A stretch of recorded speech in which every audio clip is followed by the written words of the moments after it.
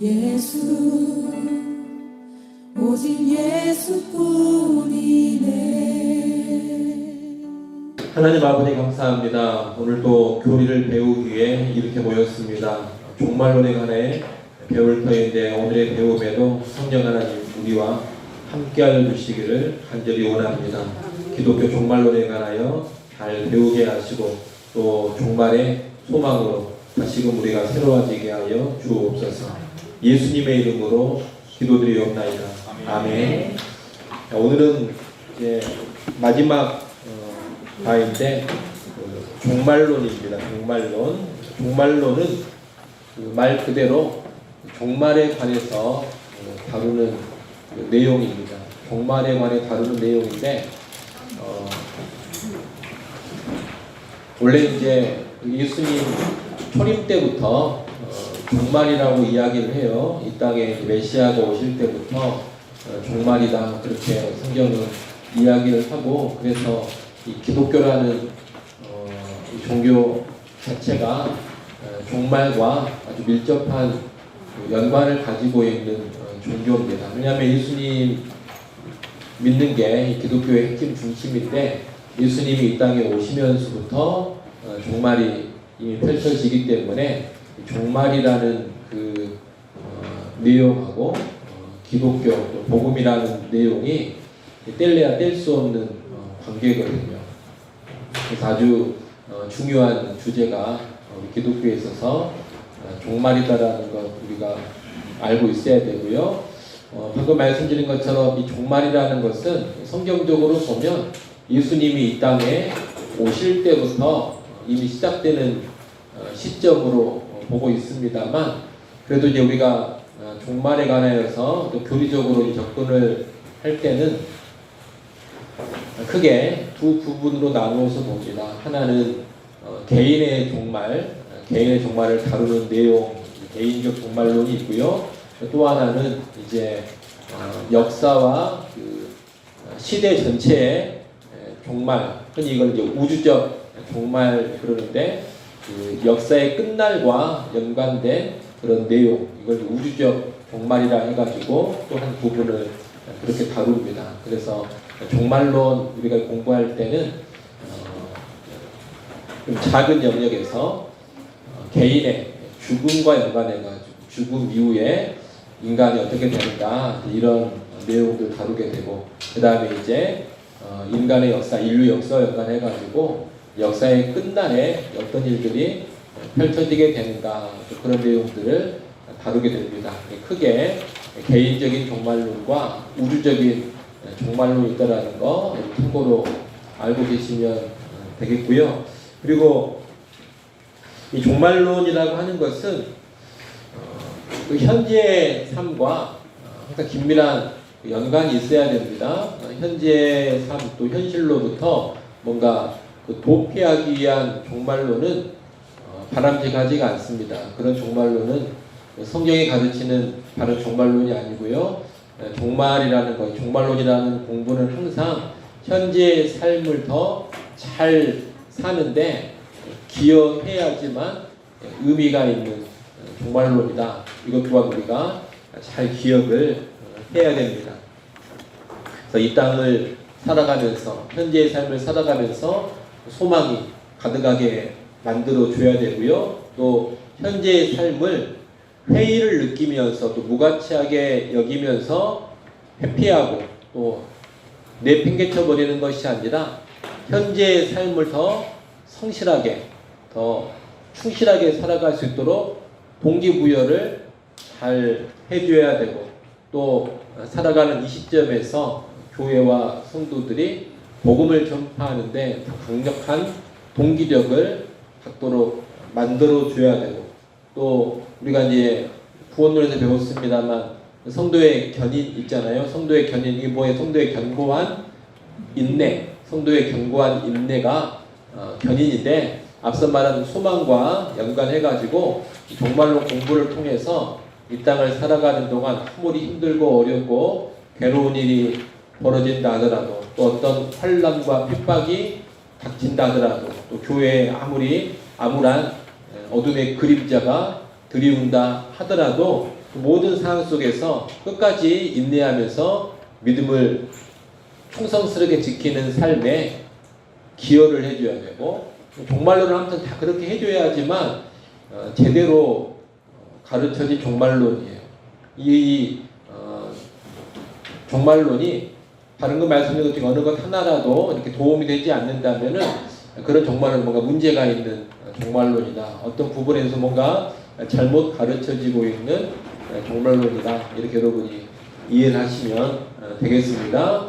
아울러서 그렇기 때문에 우리가 이제 종말론을 배움으로써 방금 말씀드린 그런 삶에 뭐가 있어야 되겠어요? 진전이 있어야 되겠죠. 소망이 더 충만해져야 되고, 현재 삶을 살아가는 강력한 동기를 부여받아야 되고, 복음 전파의 원동력, 복음 전파의 동기도 더 뜨겁고 새로워져야 되고, 또 성도의 견인에 있어서 더 각오를 다져야 되고, 이런 결과를 가져와야 됩니다. 자, 이런 서론적인 내용을 좀 참고로 알고 계시고요. 본격적으로 종말론의 내용이 들어가서 서두에 말씀드린 것처럼 성경적으로 보면 종말은 초림부터 이미 시작이 돼요. 그러나 우리가 보통 종말론 그럴 때 역사의 종말과 연관해 가지고는 예수 그리스도의 재림을 많이 이야기를 합니다. 재림을 통해 종말이 사실 완성이 되는 거거든요. 초림으로 시작된 종말이 재림으로 완성이 되는 거예요. 그래서 역사의 종말 또는 구원 역사의 완결, 그러면 우리는 예수 그리스도의 재림을 이야기합니다. 그래서 재림이 종말과 연관해서 사실 제일 중요한 사건이죠. 예수 그리스도의 재림이 종말과 연관해서 제일 중요한 사건, 핵심이다. 좀 전에 기독교는 종말하고 깊은 연관이 있다고 그랬잖아요. 종말하고 뗄래야 뗄 수 없는 종교거든요. 근데 이 종말의 핵심이 재림이다 그랬어요. 그러면 이제 또 무슨 말 할 수가 있겠어요? 우리 기독교에서 핵심은 재림. 재림을 배제하고 기독교 신앙을 말할 수 없습니다. 또 달리 말하면 재림을 이야기하지 않고, 재림을 언급하지 않고, 뭐 재림과 연관된 어떤 이야기들을 무시하면 이것은 진정한 기독교가 아니다. 예수 그리스도께서 다시 오시는 재림을 소홀히 하거나 또 그 재림을 그냥 신화적인 이야기로 치부해 버린다면 그것은 역사적 기독교가 아니고 진정한 기독교가 아닙니다. 가짜 기독교다. 또 그렇게 가르치는 사람들이 있다면 거짓 교사다. 이렇게 생각을 하면 되겠습니다. 종말은 정말 중요하고 종말의 핵심인 재림은 아주 의미심장한 사건이에요. 우리 기독교에서 또 복음에 있어서 우리 구원에 있어서 예수 그리스도의 재림은 아주 중요하다는 걸 다시 한번 여러분이 마음에 새겨야 됩니다. 그러면서 재림은 반드시 있다. 재림은 분명히 역사 가운데 실현된다. 이런 확신을 꼭 가지고 있어야 됩니다. 이 재림을 확신할 수 있는 제일 큰 근거는 뭐예요? 성경에 약속되어 있기 때문에 그렇습니다. 성경에서 예수 그리스도의 재림을 말하고 있기 때문에 그러는 거죠. 성경 곳곳에 예수님의 재림에 관한 약속들이 많이 나와 있습니다. 또 예수님이 직접 당신의 재림에 관하여서 약속해 주셨습니다. 그리고 예수님의 그 약속대로 사도들도 철저하게 재림이 그대로 있을 줄 믿고 살아왔었죠. 그리고 재림에 대한 확신 가운데 모든 사역을 감당했었죠. 아무튼 성경에 재림이 분명히 기록되어져 있다. 이것이 재림을 확신할 수 있는 제일 강력한 근거가 됩니다.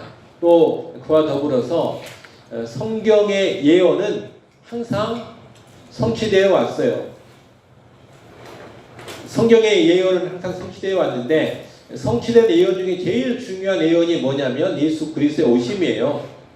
구약 성경이 곳곳에서 그 메시아의 오심에 관하여서 예언을 하고 있잖아요. 우리식으로 말하면 오실 예수님에 관하여서 예언을 하고 있잖아요. 근데 오실 예수님에 관하여 예언된 그 말씀들이 그대로 다 어떻게 됐어요? 성취가 됐습니다. 그러니까 한마디로 말하면 초림이 성취가 됐어요. 마찬가지로 이제 재림이 성경에 예언되어져 있는데 초림이 확실히 성취된 것을 보면 재림도 확실하게 성취가 되리라. 충분히 우리가 예상할 수가 있겠죠. 특히 이 초림 성취와 연관해가지고 초림의 성취가 뭐 1, 200년 가지고 된 게 아니에요. 또는 뭐 2, 300년 가지고 된 것도 아닙니다. 1000년 가지고 된 것도 아니에요.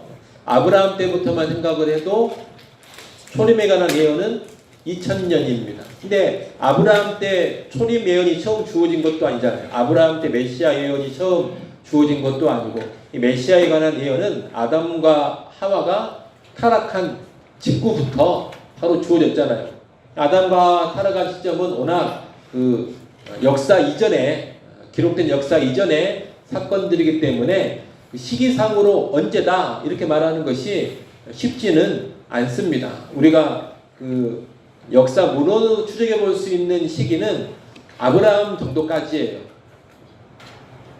그러니까 BC 한 2000년경 아브라함 정도까지 문헌을 통해서 추적해 볼 수가 있고, 그 더 위로 막 올라가면 뭐 노아가 나오고 막 그러면 그것은 역사적으로 어떤 시기인지 우리는 파악하는 것이 쉽지가 않습니다. 더 위로 올라가 가지고 아담과 하와가 어느 시점이냐 이게 파악하는 게 쉽지가 않아요. 그래서 뭐 짧게 보면 BC 4000년 또는 뭐 6000년, 7000년, 8000년 이렇게 보기도 하고, 더 길게 보면 훨씬 더 오래 올라갈 수도 있는 겁니다. 문헌적인 역사로 파악할 수 있는 시점이 아니기 때문에 그러는 거예요. 근데 뭐 어찌됐건 짧게 봐가지고 아담과 하와를 BC 4000년으로 우리가 본다 하더라도, 이게 정확하다는 건 아니지만 예를 들어 그렇게 본다 하더라도 초림의 약속이 성취되는데 몇 년 걸린 거예요? 4000년 걸린 거잖아요. 엄청나게 오랜 세월이 걸린 겁니다. 그래서 4000년 만에, 예를 들어서 하는 이야기인데 4000년 만에 초림의 예언이 성취되었다. 이걸 우리가 이제 알고 있다면, 예수님 재림 약속이 주어진 지 얼마가 걸렸습니까? 2000년 정도 흐른 거, 2000년 정도. 2000년 정도 지났는데 재림이 지금 안 이루어졌어요. 많은 사람들은 그런 얘기 하잖아요. 야, 2000년이 지나도 뭐 온다는 예수님 오지도 않더라. 그게 말이 되냐? 뻥이다. 이런 얘기 많이 하잖아요. 그러나 초림과 견뎌보면 앞으로 2000년 더 기다려도 기다릴 만한 시간인 거예요. 재림을 기다릴 때. 그래서 분명한 것은 그 오랜 시간이 흘렀지만 초림이 분명히 성취가 됐다. 이게 중요한 거죠. 재림도 그처럼 반드시 성취가 될 겁니다. 초림을 믿으면 재림도 확실하게 믿을 수 있어야 돼요. 그리고 말씀하시고 약속하신 지 너무 오래됐다 이런 생각하지 마세요. 초림에 비하면 반도 지금 안 된 거예요. 앞으로 한 2000년 정도 더 기다릴 마음을 이렇게 좀 먹고 있어도 괜찮습니다. 더 걸릴 수도 있는 일이고, 그래서 초림의 근거에서 재림도 우리가 확신을 좀 해야 되고, 또 하나는 지난 2000년 역사 동안 교회는 끈질기게 뭘 계속 소망하고 믿어왔냐면 재림을 소망하고 믿어왔습니다. 이 말은 무슨 이야기냐면 재림에 대한 믿음을 버리면 교회가 아니에요. 역사적인 정통 교회가 아닙니다. 교회가 아니다 이 말은 기독교도 아니다 이 말이에요. 과거 2000년 그 역사 동안 정통 교회는 한 번도 재림에 대하여서 불신의 반응을 보인 적이 없고요. 불신의 말을 한 적도 없습니다. 굳건하게 믿고 굳건하게 가르쳐왔고 끈질기게 재림을 확신하면서 소망해 왔다. 이것도 우리가 알아야 할 겁니다. 수많은 하나님의 사람들이, 또 수많은 성령에 감동되어서 주의를 감당했던 사람들, 또 하나님께서 써왔던 교회가 이렇게 분명하게 재림을 확신하면서 살아왔어요. 거기에 근거에서도 재림은 분명히 있으리라라고 역사를 통해서도 한번 확신을 가져볼 수가 있습니다. 자, 이렇게 세 가지 정도 통해서 재림의 확실성 살펴봤고요. 아무튼 여러분도 재림을 확신하셔야 됩니다. 재림을 확신하셔야 돼요. 재림을 안 믿으면 신자가 아니다. 또 재림 안 믿는 사람들이 부활도 안 믿어요. 부활 안 믿는 사람들이 예수님의 대속의 십자가 사건도 안 믿습니다. 이 사람들도 뭣도 안 믿겠어요? 예수님의 신성도 안 믿어요. 이 사람도 뭣도 안 믿냐면 성경이 하나님 말씀이라는 것도 잘 안 믿으면 이게 다 이렇게 연결되어 있어요. 그래서 성경을 하나님의 말씀 전적으로 보통 안 믿는 사람들, 그냥 인간의 좋은 문서 정도로 책 정도로 생각하는 사람들이 예수님의 신성 인정하지 않고, 당연히 예수님의 계속의 십자가 사건도 받아들이지 않고, 예수님 부활 안 믿고, 부활 안 믿으면 승천 믿겠어요? 부활이 없는데 무슨 승천이 있습니까? 승천 안 믿고, 당연히 뭐 안 믿겠어요? 재림도 안 믿고. 이런 사람들은 항상 이 세상에서 교회가 얼마나 윤리 도덕적으로 또 사회에 변혁적으로 살아가는 여기에만 관심이 있지, 뭐 죄인의 구원 이런 데는 별로 관심이 없습니다. 이런 데는 교회가 아니다 이렇게 생각을 하시면 된다라는 거예요. 근데 재림 안 믿으면 보통 다른 믿음이 다 같이 상실되어 있다. 이것도 여러분 참고로 알고 계시면 좋을 거예요.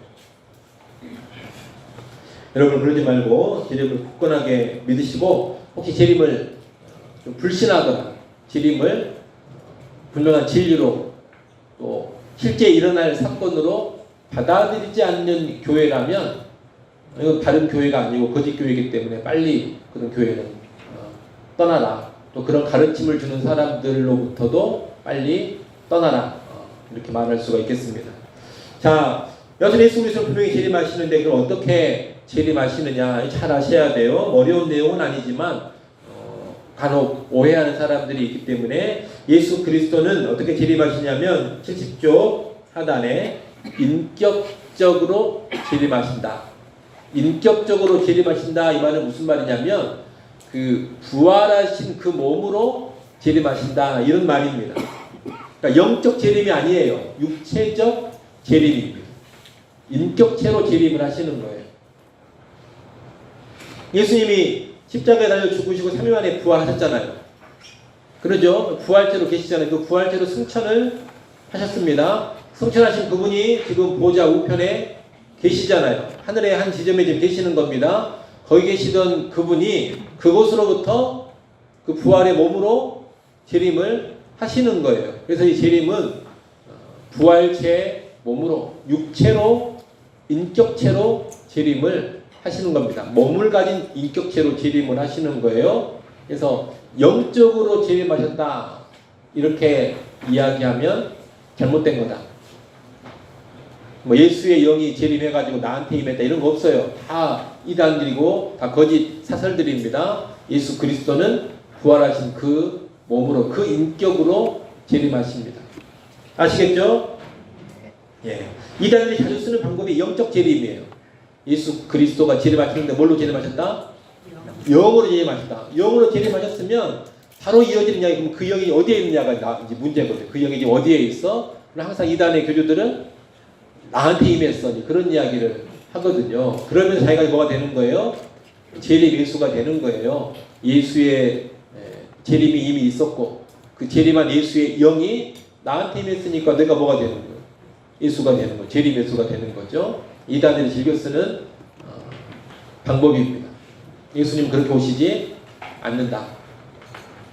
자, 두 번째, 예수님은 또 어떻게 오십니까? 재림하실 때 육체로 재림하시고 또 가시적이고 영광스럽게 재림하신다.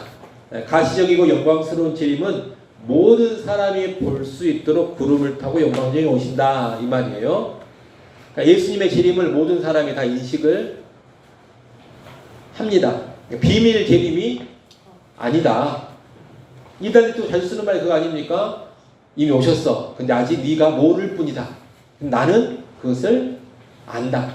나는 그 재림의 비밀을 이제 알았어. 어디에 오셨는지 알아. 또는 우리만 알고 있어. 다 이단들이 하는 말이에요. 성경은 그렇게 이야기하지 않습니다. 예수 그리스도 재림은 모든 사람이 다 인식할 수 있게끔 이루어집니다. 그리고 초림은 비천하게 오셨잖아요. 낮고 천하게 오셨지만 재림은 영광주로 오시는 겁니다. 구름을 타고 오신다 그랬는데, 우리는 구름을 타고 오신다 이걸 꼭 그 문자 그대로 생각을 해가지고 정말 예수님 재림하시면 항상 구름이 수반되어 구름 위에서 이렇게 내려오는 것으로만 이해할 필요는 없습니다. 이 구름을 탄다 이 말은 신성의 표현이에요. 신성의 표현. 그러니까 신적 존재를 의도할 때 즐겨 쓰는 표현이 구름이거든요. 구름을 타고 온다, 구름을 타고 간다. 이게 다 뭘 의도하는 표현이냐면 신성. 그 존재는 어떤 존재다? 신적 존재다. 이런 의미에서 구름을 타고 오신다라고 하는 것은 신적 영광으로 오신다. 사실 이런 의미입니다. 신적인 영광으로 오신다.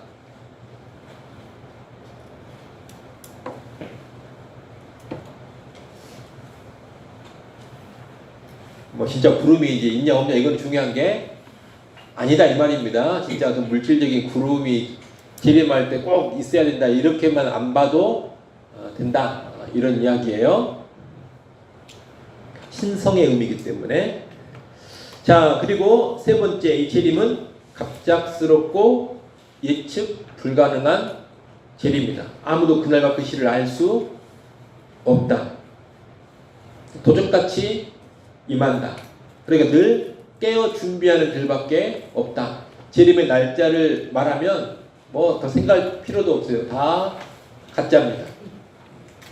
8 며칠 몇 시 뭐 날짜가 나오는 순간 아, 저 사람은 문제가 있는 사람이다. 바로 딱 선을 긋고 멀리 해야 돼요. 지난 역사 가운데도 재림의 날짜를 말해가지고 제대로 된 사람은 단 한 명도 없었다. 많은 사람들이 있었거든요.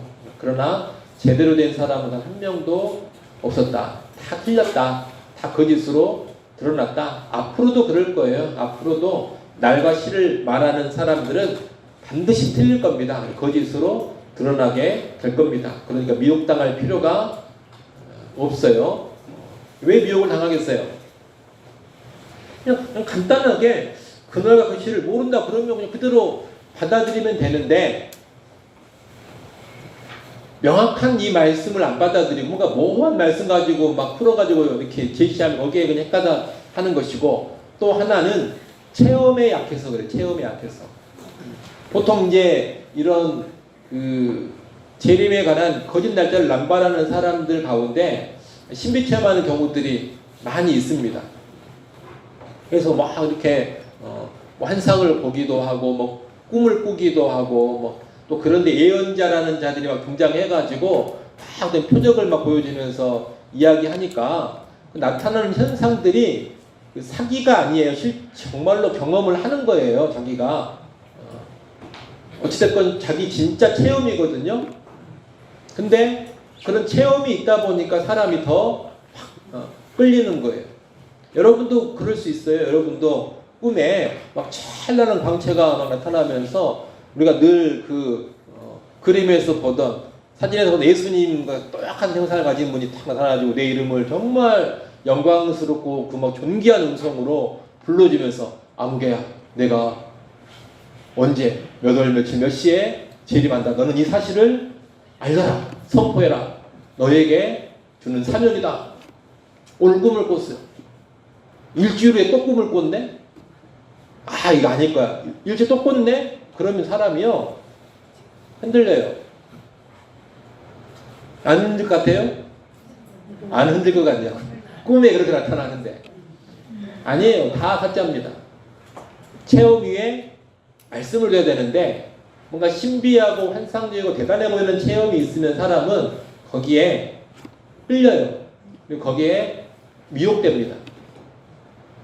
사탄이 광명의 천사로 자신을 드러낼 수 있다는 것을 분명히 알아야 됩니다. 말씀에 어긋나면 별의별 체험이 나타났다 하더라도 눈이 그냥 다 뒤집어지는 그런 놀라운 기적이 내 눈에 펼쳐지고 있어도 말씀과 어긋나면 그냥 아니다 라고 생각을 해야 돼요. 빨리 정리를 해야 됩니다. 근데 사람은 말씀에는 아닌데 근데 이 사람한테 놀라운 일이 나타나면 계속 헷갈리는 거예요. 체험에 약한 존재라서 그럽니다. 체험을 절대로 말씀 위에 두지 말라. 수많은 그 재림 날짜와 연관해서 미혹당한 사람들은 그래 뭐 바보 멍청이어서 그런 건 아니에요. 진짜 바보다. 너무 단순하게 생각하지 마세요. 그들의 세계를 경험해 보지 않고 너무 단순하게 왜 이렇게 멍청할까? IQ가 다 여러분보다 높은 사람 많을 겁니다. 거기도. 성경도 여러분보다 몰라서 그런 게 아니에요. 여러분 뭐 그날 그 시를 모른다. 그 사람들이 그 말씀 몰랐겠어요? 너무 그렇게 무시하면 안 됩니다. 성경을 나보다 더 많이 읽었을 수도 있고, 성경 공부를 나보다 더 많이 했을 수도 있고, 기도도 나보다 더 많이 했을 수도 있죠. 근데 제일 중요한 건 뭐예요? 체험 위에 뭘 둬야 되는데, 말씀을 둬야 되는데, 그걸 그 대의 원칙을 망각해 버리니까 미혹을 당하는 겁니다. 아무튼 그날과 그 시는 인간은 절대로 모르고 하나님은 그 누구한테도 알려주시지 않는다. 대표적으로 예수님의 직접적인 증언을 통해 확실하게 알려주셨어요. 그날과 그 시는 나도 모른다. 예수님도 모른다는 누가 나타나가지고 안다 할 거예요. 예수님한테도 안 알려줬다는데 누가 와가지고 나한테는 알렸어 이 말을 하겠어요. 예수님의 그 선언은 그 어떤 인간도 절대로 모른다. 이런 선언이거든요. 나도 모른다 이 말은. 그러니까 절대로 미혹당하지 마십시오. 심지어 징조를 보면서도 우리는 모릅니다. 그러니까 징조를 잘 관찰하면 대충 때려잡을 수 있겠다. 아니에요. 그것도 안 됩니다. 그것도 불가능한 일이에요. 그럼 절대 갑작스럽게 오는 게 아니죠.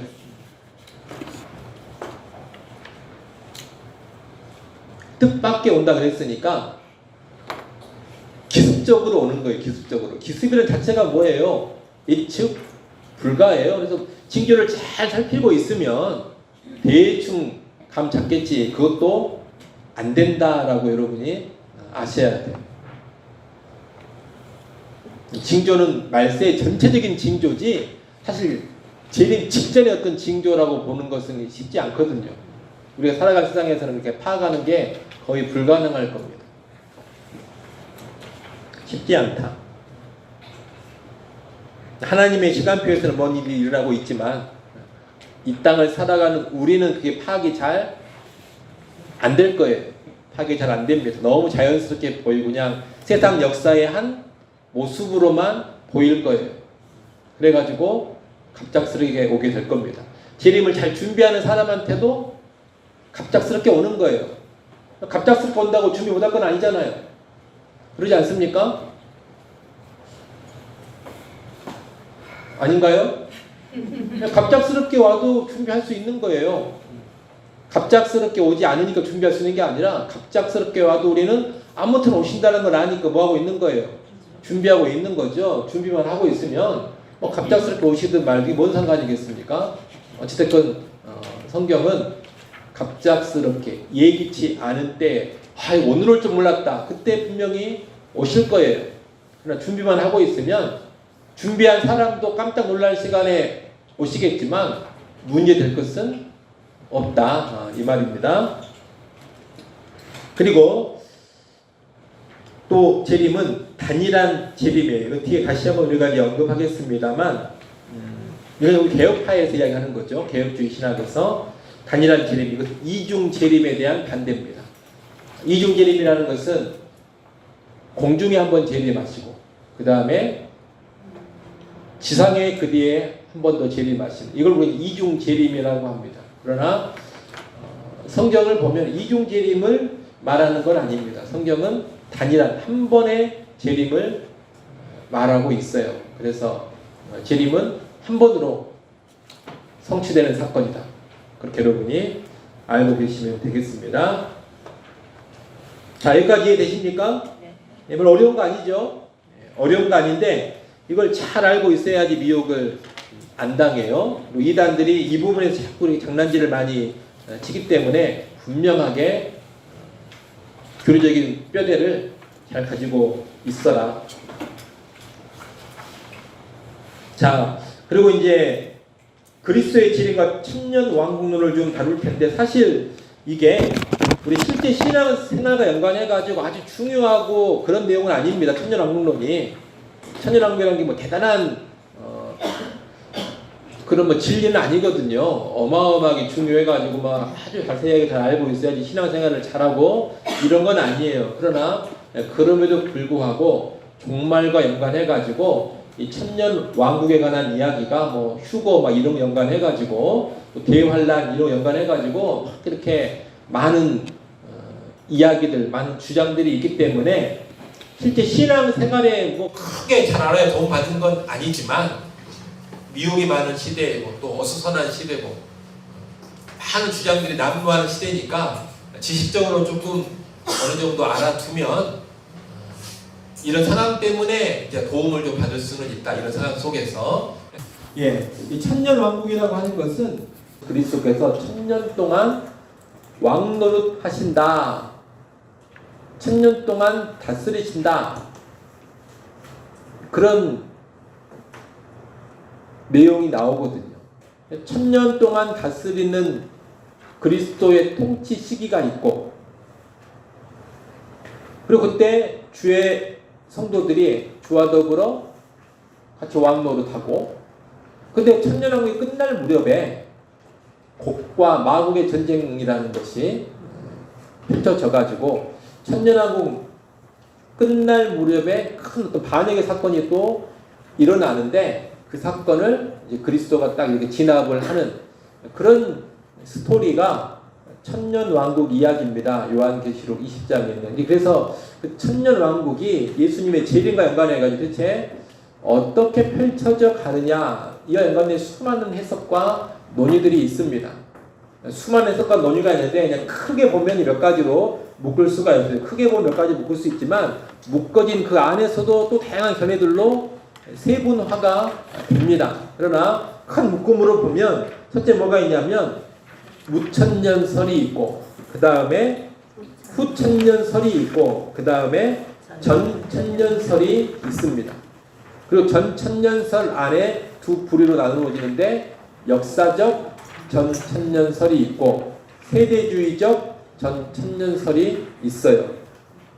그래서 천년왕국과 연관된 큰 흐름을 이야기해봐라 그러면 몇 개를 이야기하면 되냐면은 무천년설, 그 다음에 후천년설, 그 다음에 역사적 전천년설, 세대주의적 전천년설, 이렇게 4개 정도를 알면 큰 분파는 알고 있는 것이다. 그렇게 말할 수가 있겠습니다. 첫 번째가 이제 무천년설인데, 이 무천년설은 계시록에 있는 그 천년왕국은 문자적으로 이루어지는 나라가 아니라 상징적인 용어로 쓰여진 것이다. 이렇게 보는 거예요. 그래서 거기서 언급하고 있는 그 천년왕국은 예수님의 초림 때부터 재림 때까지, 좀 더 구체적으로 말하면 부활승천 이후부터 재림 때까지 교회가 만유의 주제로 통치하고 계시는 예수님과 더불어 무슨 노릇하고 있는, 왕 노릇하고 있는 그 시기를 뭐하고 있는 거다, 상징적으로 보여주고 있는 것이다. 이렇게 보는 게 뭐예요? 그게 무천년설입니다. 이거 천년왕국 이야기 때 보면 천년왕국에도 사탄은 결박당에 있다 그래요. 사탄은 결박당에 있다가 천년왕국이 끝날 무렵에 그 결박이 풀어져 가지고 강력하게 득세하는데, 일종의 어떤 천년왕국은 아주 이상적인 세계처럼 묘사가 되는데, 그 시기에 사탄이 후반부에 풀려나가지고 사람들도 규합해가지고 일종의 뭘 일으키냐면 반란을 크게 일으키는데, 그게 이제 제압당하면서 최후 심판으로 넘어가는 그런 이야기거든요. 계시록에 있는 이야기는. 근데 무천년설은 어떻게 보는 거냐면, 예수님이 초림하셨잖아요. 뭐 이제 쭉 가죠. 이제 뭐가 있겠어요?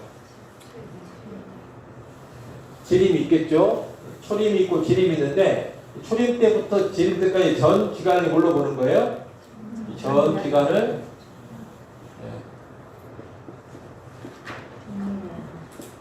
천년왕국으로 보는 겁니다.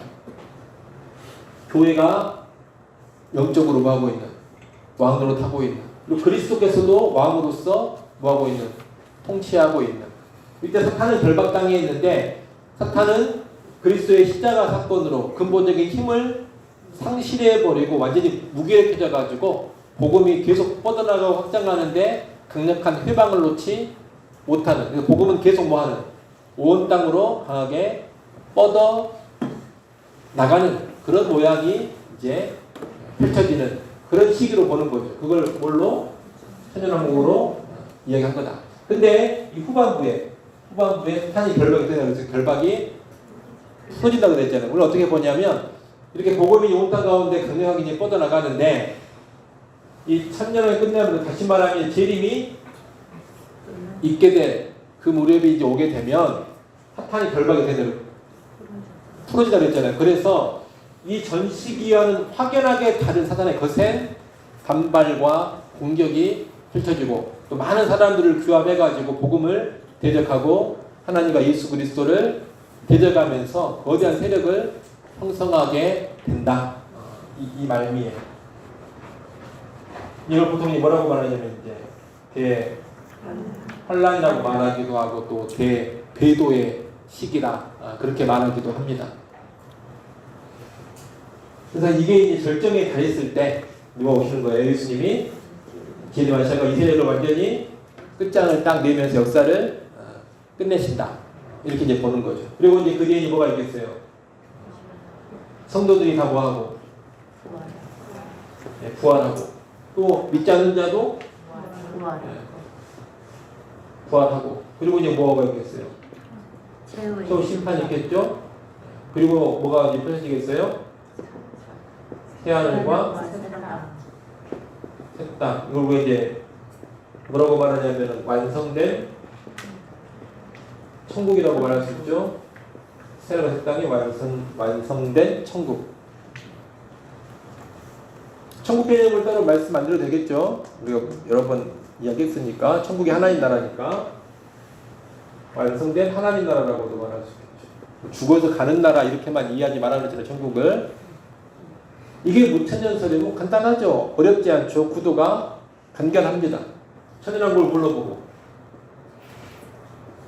교회가 복음을 전하며 영적으로 왕노하는 그 상징으로 보면서 이렇게 이해를 하는 거예요. 사탄의 결박과 풀려남도 이렇게 이해를 하고 있는 것이고. 그러면 이제 여러분들은 그거 잘 보고 있다가 사탄이 좀 막 풀려날 시게 되면 이제 재림 이때가 1, 2년이 아니에요.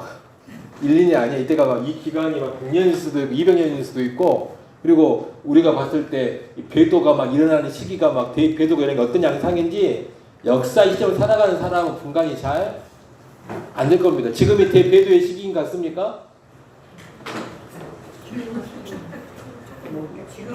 뭐 대한민국에서나 그렇지. 유럽에서나 그렇지. 아프리카 가면 또 아닌 것 같고. 몰라요. 알기가 힘듭니다. 딱 우리가 편언만 보면 되는데 역사의 현장 속에서는 이게 쉽지 않은 거예요. 조선이 망조가 되는 시기를 지금 우리가 보니까 야 이때부터 망조다 그러지 그 시대를 살아가는 조선 왕과 그 백성들은 참 나라 힘들다 이러고만 있지 야 이제 우리 20년 후에 망한다 끝난다 아무도 그런 생각 못합니다. 뭔가 좀 어수선하다 힘들다. 근데 또 다시 뭐 할 수도 있겠어요. 이렇게 또 다시 중흥해가지고 회복할 수도 있고 그러니까 그 시점을 살아가는 사람들은 모르고 우리는 다 뭐하고 나서 보니까 다 이제 지나고 나서 다 도표 그리고 있으니까 야 이때가 이 기간 이제 끝났네. 그걸 모르고 생각하는 우리 생각이고 그 현장을 살아가는 사람들은 절대 그런 인식이 쉽지가 않습니다. 이해되시죠? 아무튼 무천연설은 이런 겁니다. 제일 간결해요. 이건 우리 개혁주의에서 제일 많이 수용하는 천년왕국론입니다. 무천년설을 개혁파에서 제일 많이 현재 수용하고 있어요. 저도 무천년설을 지지합니다. 제일 깔끔하고 논리적으로 큰 충돌이 일어나지 않아서. 그 다음에 이제 후천년설. 후천년설은 왜 후천년설이라면 천년왕국 후에 예수님이 재림하신다 해가지고 후천년설입니다. 천년왕국 후에 예수님이 재림하신다. 이것도 뭐 간단해요. 이거 어려운 거 아닙니다. 예수님의 재림이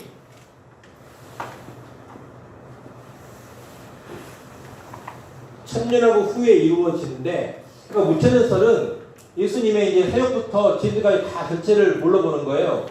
그 기간을 다 천년왕국으로, 천년이라는 말 선제의 숫자로 보는 거죠. 그런데 후천년설은 이렇게 보는 건 아니고, 예수님이 이제 부활시켜서 복음을 교회가 계속 전하기 시작하잖아요. 그럼 복음이 계속 세상으로 이제 뻗어나가고, 그리고 복음으로 사람들이 어떻게 했어요?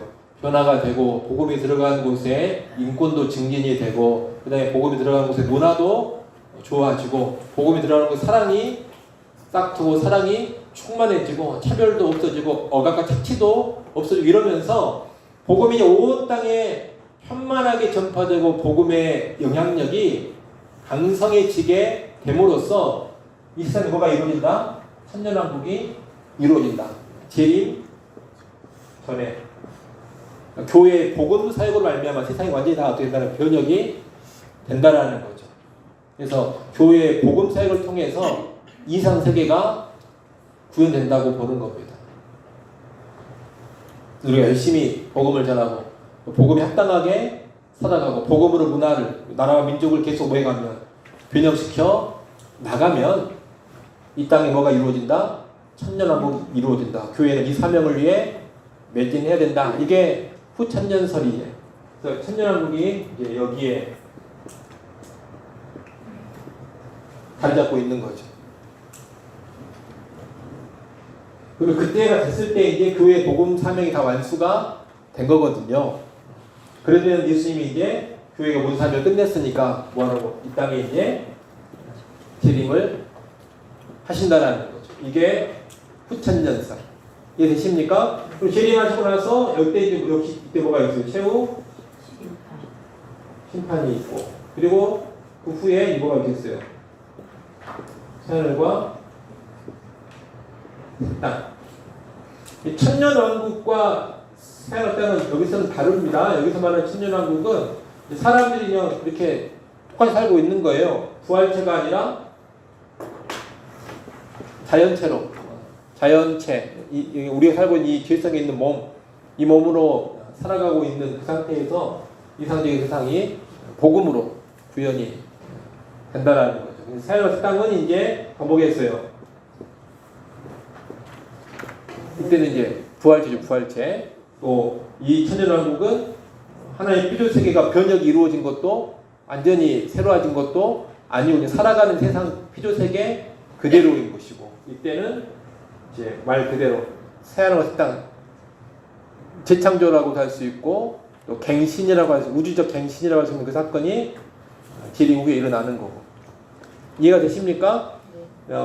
이 후천년설도 상당히 인기를 얻었습니다. 상당히 인기를 얻었고, 또 우리 개혁판에서도 나름 지지하는 사람들이 있었어요. 그러나 1차 세계대전, 2차 세계대전을 지나면서 급격하게 쇠락했습니다. 많은 사람들이 이건 아니다라고 생각하면서 이 이론을 이제 따르지 않게 됐죠. 왜냐하면 교회가 이렇게 해가지고 이 상태가 구현되지는 않을 것 같다라는 생각을 하게 된 거예요. 특히 이 후천년설은 또 그 부흥의 시기를 맛봤던 신학자나 부흥의 시기를 맛봤던 목회자들이 많이 또 따르기도 했습니다. 지금도 보면 뭐 어느 도시에 막 부흥이 일어났다 그러면 막 이렇게 늘 모여서 막 예배하고 막 용서하고 막 도시의 뭐 문화가 막 술집이 막 문 닫고 이런 일들이 단기적으로 일어날 때가 있잖아요. 웨일즈 부흥도 있고 우리나라 뭐 평양 대부흥도 있고 이런 식으로. 그래서 그걸 경험한 사람이 복음이 전파된 정말 이런 일이 온 땅 가운데서 일어날 수 있겠다, 이런 그 소망을 품고 어떤 열정을 가졌던 거죠. 그래서 이제 그런 경험자들이 후천년설을 많이 또 확신하고 복음을 전하고 삶의 그 거룩함을 위해서 매진하고 이런 모습들이 있었습니다. 그러나 아까 말씀드린 것처럼 뭐 1, 2차 세계 대전이라든가 또 갈수록 악해지는 여러 가지 세상의 문제들을 보면서 현실적으로 이게 맞지 않는 것 같다라고 해가지고 지금은 많이 이 이론을 따르지 않습니다. 후천년설을 믿고 주장하는 사람이 많지 않아요, 지금은. 자, 무천년설과 후천년설은 어렵지 않습니다. 금방 이해가 되죠? 어려운 거는 전천년설이에요. 전천은 아주 복잡하고요. 또 그 안에서도 여러 막 세분화된 주장들이 다 다르고 막 그래요. 큰 어떤 흐름만 한번 이제 이야기를 하면,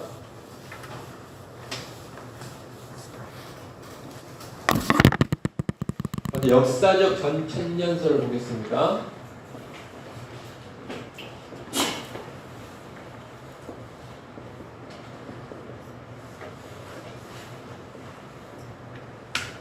역사적 전천년설은 천년왕국 전에 예수님이 재림하시다라는 거죠. 그래서 초림하고 이제 재림을 하시겠죠. 재림을 하시는데 천년왕국 전에 재림하시니까 천년왕국 언제 펼쳐지겠어요? 이때 펼쳐지겠죠. 이때가 천년왕국인 거예요. 이때가 천년왕국인데 천년왕국 전에 뭐가 있냐면 대환란이 있습니다. 이건 뭐 다 인정하는 거니까 재림 전에 대환란이라는 것은 천년왕국 전에 재림 있고 재림 전에 뭐가 있어요? 대환란이 있어요. 그러니까 마지막 때에 큰 환란이 벌어진다라는 거죠. 이 대환란 때 이제 등장한 존재가 이제 적그리스도인 거고, 교회가 이 대환란을 통과해야 됩니다. 교회가 이 대환란을 통과하면서 믿음을 지키겠죠. 그때 그리스도께서 뭐 하셔가지고 재림하셔가지고 적국수를 뭐 하고 박멸하고, 그리고 뭐가 펼쳐지는 거예요? 천년 왕국이 펼쳐지는 겁니다. 그럼 천년 왕국이 펼쳐질 때 이때 이 세상은 지상에서 벌어지는 일입니다. 예수님이 재림하시고 지금 지구상에서 벌어지는 일인데 재림을 하시고 천년 왕국이 펼쳐지는데 이 천년 왕국에는 두 부류의 사람들이 존재합니다. 두 부류의 사람들이 존재하는데 한 부류는 누구겠어요? 신자들이겠죠? 신자들. 이 신자들 어떤 신자들이냐면은 쭉 믿어왔던 신자들이에요. 죽은 신자들도 있고 재림 때 살아있는 신자들도 있겠죠. 그죠? 아무튼 살아있는 신자든 죽어있는 신자든 이들은 다 이때 뭐가 되겠어요? 부활하겠죠. 그러죠? 재림하시니까 죽은 신자들도 부활하고, 또 그때 어떤 신자들, 살아있는 신자들도 부활을 합니다. 신자들은 뭐가 돼요? 부활체가 되죠. 그런데 또 하나의 부류가 있어요. 역시 신자들이에요. 근데 이 신자 어떤 신자들이냐면 예수님의 재림할 이 시점에 믿은 신자들이에요. 이해되십니까? 이들은 달라요, 좀. 예수님이 재림하실 때, 그러니까 그러면 재림이 어떻게 그 순간에 믿는 신자들이 있습니까? 역사적 천년전에 그런 사람이 있다고 봐요. 그리고 재림을 단번에 이루어지지만 그래서 임하자마자 적그리스도가 바로 딱 박멸되는 걸로 안 봐요. 어떤 시간이 있다고 봅니다. 시간의 진행, 재림하시고 적그리스도의 세력을 모여나가는, 진압하고 정복해 나가는 과정이 있다고 봐요. 그러면 재림하신 예수 그리스도를 보고 또 적그리스도의 세력이 괴멸되어 가는 걸 보면서 이제 뭐와 갖게 되는, 믿음을 갖게 되는 사람들이 있겠죠. 주로 유대인들일 거라고 이야기를 합니다. 그리고 물론 유대인 아닌 사람들도 있을 것이고. 근데 어찌됐건 이들은 재림 전에 믿음을 가진 건 아니에요. 재림과 연관해가지고 그때서야 뭐 한 거예요? 그때서야 믿은 자들이죠. 이들은 부활체가 되는 게 아니라 그냥 뭘로? 자연체로 천년왕국에 참여합니다. 왜 자꾸 이런 얘기가 나오냐면 이 역사적 전천년설, 특별히 전천년설은 주로 성경을 문자 그대로 이해하려고 하는 특성이 있어요. 무천년설은 종말에 가는 걸 주로 좀 뭘로 많이 이해하려고 하고 상징으로 많이 이해를 하려고 하고. 근데 천년왕국에 관한 이야기가 뭐 구약 성경 그 선지자들의 예언이 많이 나오거든요. 거기 보면 천년왕국과 연관된 이야기들이 막 나오는 것 같은데 거기 보면 결혼도 해요. 결혼도 하고 출산도 하고 또 죽음도 있습니다. 그러나 좋은 세상이에요. 일상생활이 이루어지지만 어떤 세상? 아주 이상적으로 평화롭고 살기 좋은 세상. 그리고 사람들은 다 오래 살고 뭐 질병으로 죽고 이런 것도 없지만 아무튼 죽음은 있지만 오래도록 이렇게 행복하게 살아가는 그런 세상이 구약 순에서 예언이 되어지고 그걸 이제 천년왕국으로 보는 거예요. 근데 이 천년설은 주로 어떻게 본다고 그랬어요? 문자 그대로 본다고 그랬죠. 그러니까 천년왕국에 뭐가 있어야 돼? 삶이 있어야 돼요. 결혼도 하고 그 다음에 또 애도 낳고 양육도 하고 살다가 또 뭐하기도 하고 죽기도 하고 때는 100세에 죽은 자가 일찍 죽은 거다 막 그러거든요. 그래서 그렇게 되는 자들이 누구냐면 이들이라고 보면 이들은 천년왕국에서 그렇게 삶을 살아간다. 이해가 되십니까? 근데 이 자연체 신자들은 뭐가 있어요?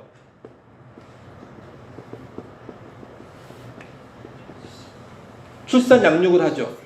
이때는 예수 그리스도가 직접 통치하는 시대입니다. 천년왕국은 예수 그리스도가 직접 통치하는 시대인데 천년왕국 시작되는 무렵에 이들은 들어갔죠. 이 신자들은 그러죠. 다 신자들이죠. 근데 이들은 이제 또 출산하잖아요. 누가 태어나요? 자녀들, 자손들. 천년간 계속 이어지잖아요.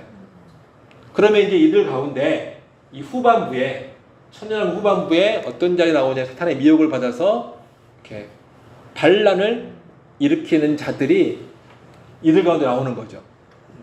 이들도 계속 이제 뭐 복음을 뭐 해야 되겠어요? 복음을 들어야 되거든요. 복음을 듣고 믿음을 가져야 되거든요. 천년왕국 안에서. 근데 이 중에 이제 거짓 믿음을 가지고 있거나 아니면 믿음을 뭐하는 거부하는 자들이 나타난다고 보는 거예요. 그러다가 이제 언제 천년왕국이 끝날 때 사탄의 결박이 된다고 그랬어요. 풀어진다 그랬잖아요. 결박이 풀어진 사탄이 그런 세력을 규합해가지고 뭘 일으켜요? 반란, 반기를 드는 거죠. 그때 이제 그리스도께서 뭐하고 확실하게 그 반란 세력을 다 뭐하고 제거하고 그리고 이제 뭐가 펼쳐지는 거예요? 그리고 나서 최후 심판 그리고 새하늘과 다 그렇게 되는 겁니다. 이게 역사적 천년설이에요. 이해가 되십니까? 여기 이제 그 결박이 풀어지고 보통 이걸 보니 곡과 마곡 전쟁이라고 보통 이야기를 합니다. 이해가 되세요? 역사적 천년설을 막연하게 그냥 천년 전에 있으면 이렇게만 생각하지 마시고 천년왕국이 이런 양상으로 펼쳐져 가고 이런 삶과 연관해가지고 막판에 배도가 천년왕국 때 반란이 일어나고 보통 이 역사적 천년설 그러면 이 정도만 이해하거든요. 대환란이 있고 교회는 대환란을 뭐한다? 통과해야만 한다. 이렇게 펼쳐져 가는 겁니다. 이게 역사적 전천년설. 역사적 전천년설은 성경을 가능한 문자 그대로 보려고 하는 그런 맥락에서 종말을 이해하려고 하니까 이런 것들이 이제 나오게 되는 겁니다. 제일 큰 난제는 뭐냐면 천년왕국에 이미 재림을 하셨는데 부활체와 자연정국과 같이 있는 이런 게 과연 그렇게 될까? 거기는 계속 뭐가 있냐면 이제 퀘스천 마크가 있는 거예요. 그러나 구약 선지서의 예언을 문자 그대로 우리가 받아들인다면 뭐 그렇게 될 수도 있겠죠. 그런데 이제 무천년설 같은 경우는 또는 저 같은 경우는 그 아까 말한 뭐 100세라든가 뭐 여기 오래 살고 그걸 뭐냐면 당대 사람들이 이해할 수 있는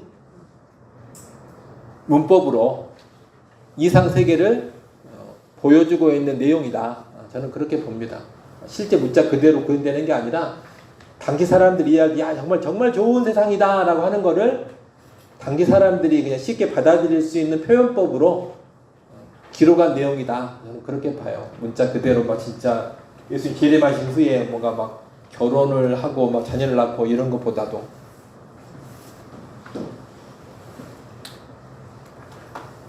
그러니까 무천연설은 그런 걸 다 뭘로 보는 거예요? 상징으로 보는 거예요. 상징으로.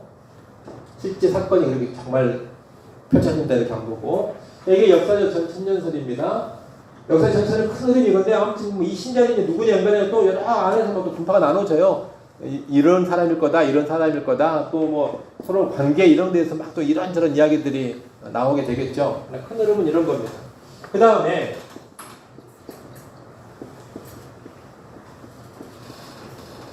세대주의적 천년설. 우리가 제일 알게 모르게 영향을 많이 받고 주워들인 지식이 많은 것은 대부분 세대주의적 전천년설에서 하는 이야기들입니다. 세대주의적 전천년설, 역시 전천년설이죠. 천년왕국 전에 예수님이 재림하신다. 그러니까 전천년설은 주로 어떻게 본다고 그랬어요? 종말에 관한 그런 이야기들을 문자 그대로 이해하려고 합니다. 세대주의적 전천년설은 역사적 전천년설보다 훨씬 더 일관성이 있어요.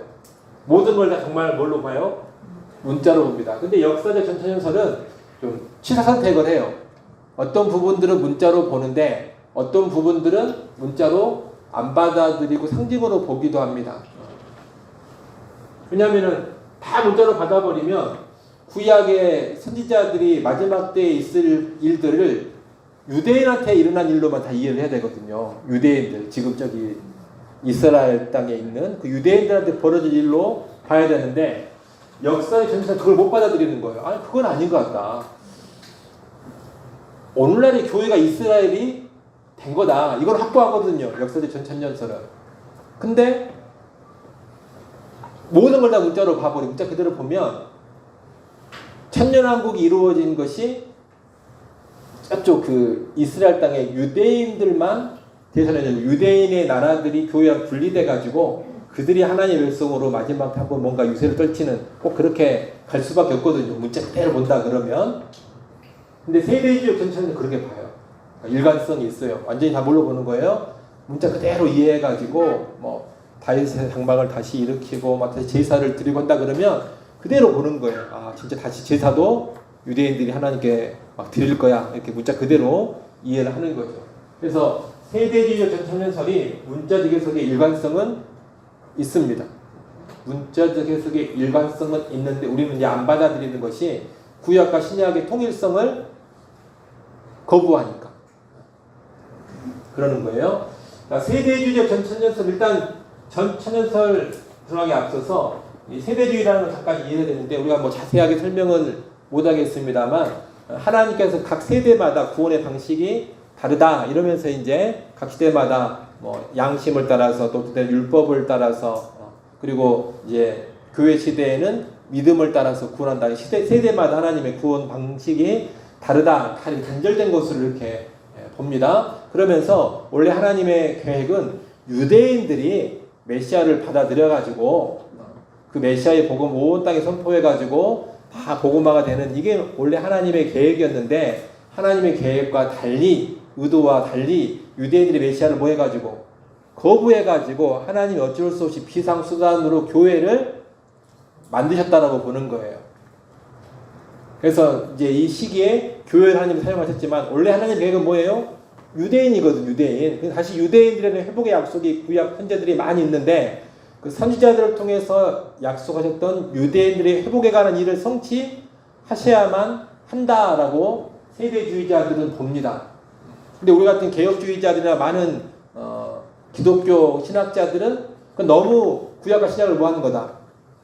단절시키는 거다. 그게 아니라 구약의 이스라엘이 신약이 어디로?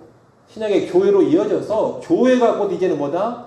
이스라엘이다. 이렇게 보는 것이 개혁파를 비롯한 많은 기독교 신학자들의 이야기고 세대주의 신학자들은 아니다 보는 거예요.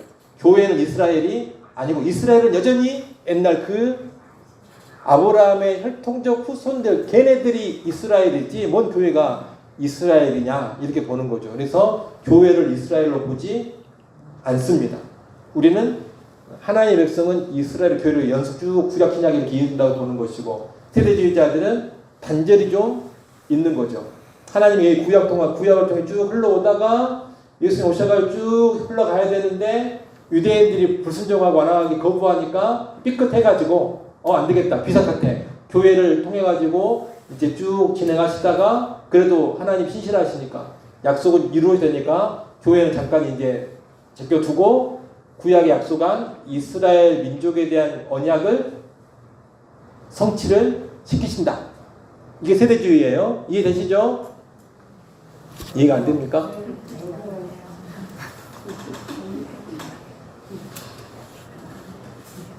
세대주의자들은 우리는 구약 선지자들이 막 이렇게 이스라엘의 회복을 말할 때 그게 뭘 통해서 성취됐다고 보냐면 교회를 통해 성취됐다고 봅니다. 왜? 교회가 뭐니까? 이스라엘이니까. 교회가 이스라엘이니까 구약의 선지자들이 장차 이스라엘 이렇게 회복될 거야. 막 온 땅이 다 예루살렘으로 와서 여호와를 경배할 거야. 이런 걸 다 교회를 통해 이루어진 사건으로 교회가 또 예루살렘이니까 교회를 통해 구원받고 교회로 수많은 이방인이 들어와서 하나님께 예배함으로 성취가 됐다 이렇게 보는데 세대주의자들은 진짜 저 예루살렘으로 이제 모든 이방인들이 다 와가지고 하나님 경배해야 돼요.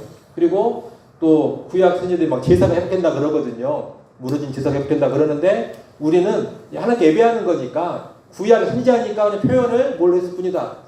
제사 드리는 걸 표현했을 뿐이지 예수님으로 인해 제사는 폐지가 됐고 성취가 됐으니까 그런 제사, 진성제사는 필요 없다. 성전도 필요 없다. 교회가 곧 성전이다 이렇게 보잖아요. 근데 세대주의 신학자들은 아니다. 다시 성전이 지어져야 되고 성전에 다시 못도 희생제사도 진성제사도 다시 유대인들이 드려야 되고 이렇게 보는 거예요. 그대로 성취가 다시 돼야 된다. 그리고 수많은 이방인들이 저 예루살렘으로 막 다 정말 막 모여 들어야 되고. 자, 그게 세대주의인데 세대주의적 전천년서는 이렇게 이제 종말의 시간표를 봅니다. 자, 초림 하셨겠죠?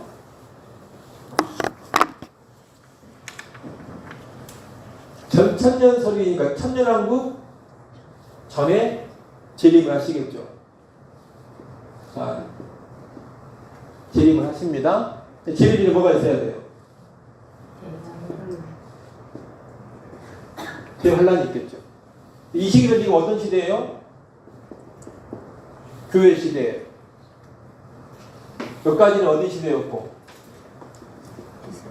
이스라엘 시대였다면 이제는 교회 시대예요. 교회가 이스라엘은 아닌 거예요. 근데 이 대환란의 시기에 그동안 임시적으로 썼던 교회를 일단 뭐예요? 지상에서 거두십니다. 그래서 대환란 직전에 교회 시대를 추석한 교회는 뭐예요? 다 휴거가 돼요. 다 올라가 버려요. 이 땅에 교회는 남아있지 않습니다. 그래서 대환란 전에 교회는 다 휴거가 된다. 아까 역사적 천년설은 교회는 대환란을 통과한다.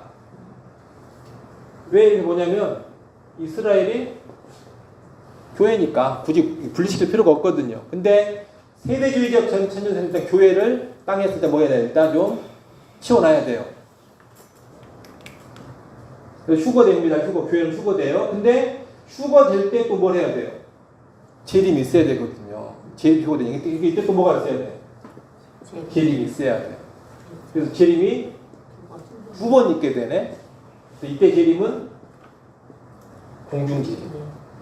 이때 재림은 지상재림이에요. 그러니까 대환란 전에 교회는 휴거돼서 공중으로 다 들림받습니다. 예수님 재림하니까 공중에 스탑하고 교회는 다 올라와서 이제 그 공중에서 주와 더불어 계속 같이 있는 거예요. 어떤 기간 동안? 대환란의 기간 동안. 보통 7년 대환란 그러죠. 이 대환란을 거치면서 교회는 없지만 이제 유대인들이 이때 회심을 합니다. 돌아옵니다.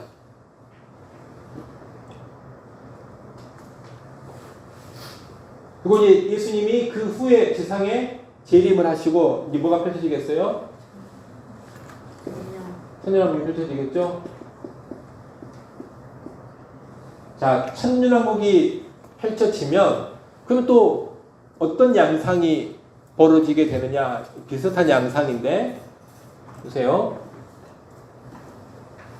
교회는 예수님이 지상 재림할 때 같이 내려옵니다.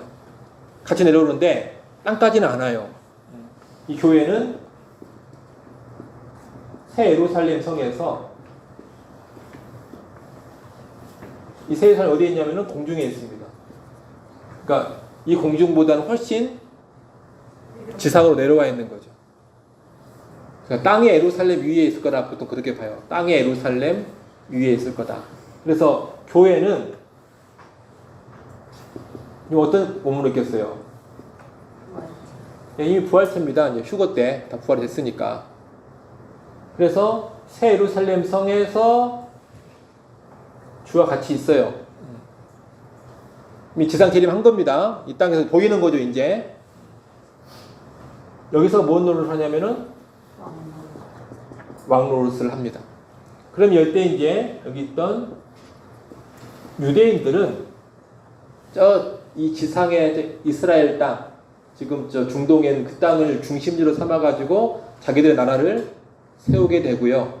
그 나라가 아주 이상적이고 아주 번영하고 나공화도 같은 그런 나라가 됩니다. 누구의 통치를 받으면서? 예수 그리스도 통치를 받으면서. 그래서 그 유대인들은 자기들의 이상적인 지상 왕국을 세우고, 그리고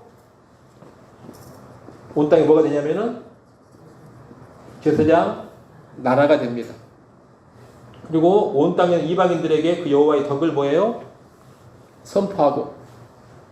그래서 이방인들이, 이 유대인들이 섬기는 하나님을 이들도 알고 섬기고, 또 유대인들이 있는 곳에 계속 와서 같이 뭐하고 예배 드리고. 그럼 이때 교회는 뭐하냐? 교회는 공중에서 지상에 왔다가 가기도 하고 이러면서 통치를 하는 거예요. 땅에서는 누가? 유대인들이 주로 제사장 나라로서 역할 감당을 하고. 이때 유대인과 이방인들은 지금 어떤 몸이에요? 자연체예요. 교회는 부활체지만. 그리고 이제 비슷합니다. 자연체니까 또 출산하고 그러겠죠? 그러다가 이제 천연왕 끝무렵에 가면 어떻게 되겠어요? 사단의 결박이 풀려지면서 반역이 일어나겠죠? 그러면 그리스도께서 진압하시고, 그리고 이제 뭐가 펼쳐지는 거예요? 최후 심판. 이제 이 사람들이 그때 부활하는 거죠, 이들은. 그다음에 모든 불신자들 치유 받고, 그다음 새 하늘과 새 땅이 펼쳐진다. 뒤에는 비슷합니다. 여기만 다르죠. 교회, 유대인이 확실히 구별되어 있죠. 여기는 그냥 신자들로만 있는 거. 교회와 이스라엘 갔다가 보니까 이게 세대주의적 천년설이에요. 우리가 흔히 환란 전에 휴거된다. 공중으로 재림할 때 휴거됐는데 막 지상의 사람들은 사람이 막 사라졌네, 실종됐네, 이렇게 우왕좌왕하고, 이런 건 다 어디서 온 거냐면은 이게 세대주의적 천년설에서 하는 이야기들이 이제 우리 안에 들어와가지고 하는 겁니다. 그리고 교회는 이제 원래는 교회가 휴거인데, 이제 우리한테 이제 많이 들려진 이야기는 믿음 좋은 사람들은 휴거되고, 나이롱들 얘네들은 이제 뭘 지나야 돼요?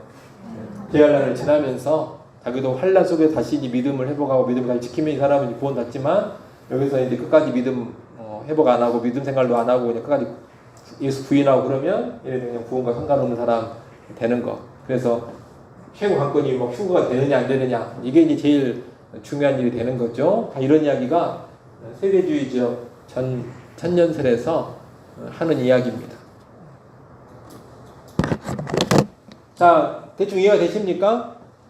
무천년설, 후천년설은 도표가 간단하고, 역사적 천년설과 세대주의적 천년설은 조금 복잡합니다.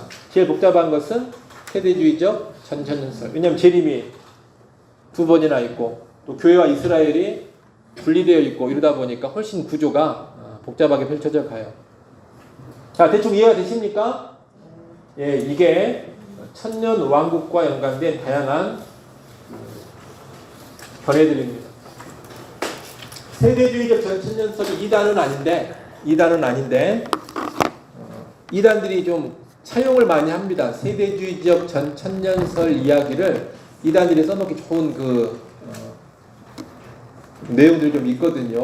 휴거 같은 거, 믿음 좋은 사람은 휴거된다, 대환란이 있다, 막 이런 게 조금 솔깃하잖아요. 그래서 또 뭔가 결집시켜가지고 똑바로 해, 이거 좋잖아요.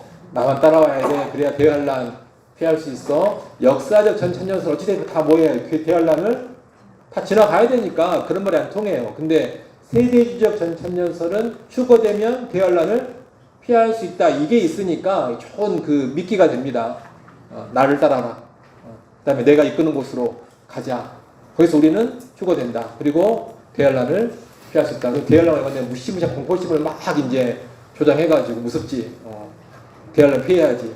똑바로 살아. 내 말 들어. 이런 식으로 이제 이단들이 많이 끌고 가는 거죠. 또 공중재림이 있다 보니까 공중재림은 가시적인 재림이 아니에요. 지상재림이 가시적인 재림이고 이 세대주의에서 그러니까 또 재림했다고 말하기도 쉽잖아요. 재림하셨어. 그러나 무슨 재림? 공중재림하신 거야. 이런 것도 갖다가 써먹기도 쉽고 이제 좀 지나면 지상으로 오셔. 나는 그 지상재림을 예비하는 예비자로 지금 와 있는 거야. 나를 따르라. 또 이렇게도 되는 것이고 그래서 이단들이 세대주의가 이단은 아닌데 이단이나 거짓 교사들이 세대주의의 그 문법을 차용하기가 좋으니까 많이 갖다 쓴다. 그렇게 여러분이 알고 계시면 되겠고 그러나 이 세대주의는 제일 큰 맹점이 교회와 이스라엘을 분리시켜가지고 신구약의 통일성을 받아들이지 않는다라는 거. 큰 맹점이고요. 당연히 그렇게 되면 교회라는 것은 창세전부터 하나님 의도하신 기간이 아니라 그냥 비상시국에 임시로 하나님이 몰려 이렇게 될 줄 몰랐는데 갑자기 이렇게 돼버렸지 일이. 유대인은 진짜 말 안 듣네. 어쩔 수 없다. 교회라도 만들어야 되겠다. 이렇게 이제 움직이는 양상이 돼버려요. 하나님이 창세를 세운 계획대로 본인이 펼쳐가는 것이 아니라 약간 살짝 당황하신 거예요. 이게 아닌데 얘는 이러면 안 되는데 이래가지고 하나님의 절대주권에 대한 손상도 사실 있게 되고요. 또 예수님의 대속이 있는데 또 성전사 또 드려야 되는 또 성전도 있어야 되는 이런 뭔가 막 충돌이 일어나게 됩니다. 예, 그렇게 되는 이유가 구약의 그 예언을 문자 그대로 이해하면서 이 문자 그대로 성취되어야 한다는 약간 그 어찌 보면 강박이 있다 보니까 그런 논리들을 펼쳐갈 수밖에 없는 겁니다.